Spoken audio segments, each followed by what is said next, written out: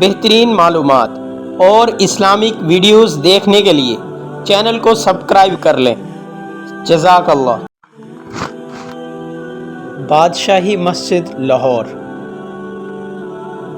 بادشاہی مسجد 1673 میں اورنگزیب عالمگیر نے لاہور میں بنوائی۔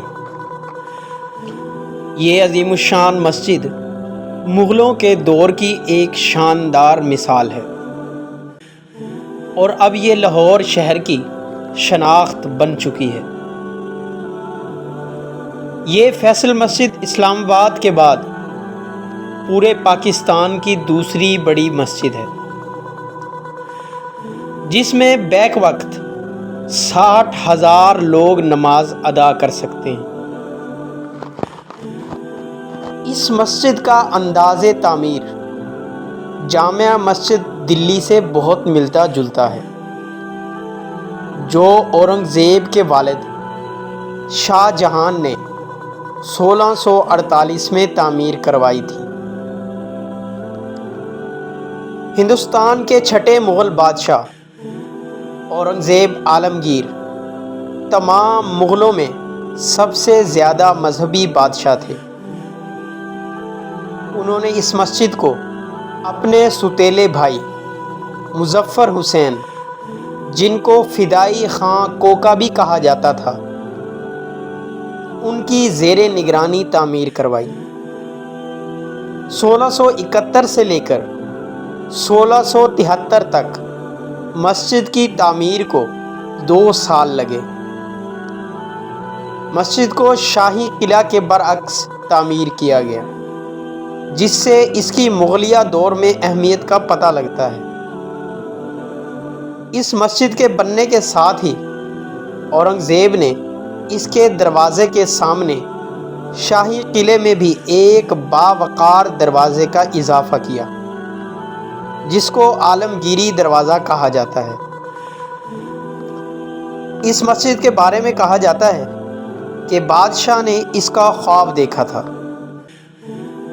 کہ مسجد جنت میں موجود ہے۔ اسی طرح کی مسجد اس نے زمین پر بنوائی۔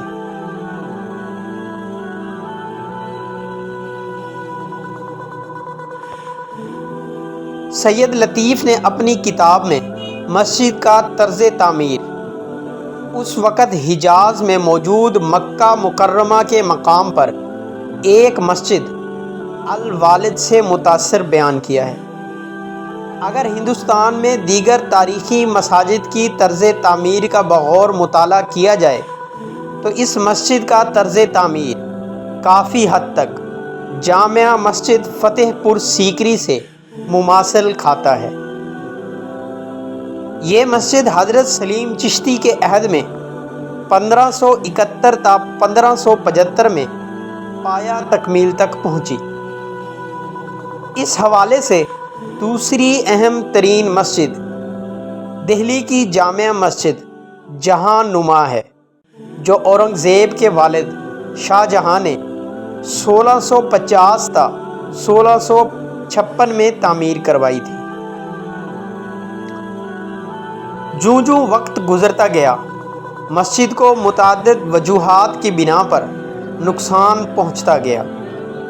1850 سے اس کی مرمت کا آغاز ہوا، لیکن یہ مرمت نامکمل تھی۔ آخرکار مکمل مرمت 1939 میں شروع ہوئی اور 1960 میں مکمل کی گئی، جس پر 48 لاکھ روپے صرف ہوئے۔ اس مرمت کی وجہ سے مسجد ایک بار پھر اپنی اصلی حالت میں واپس آ گئی۔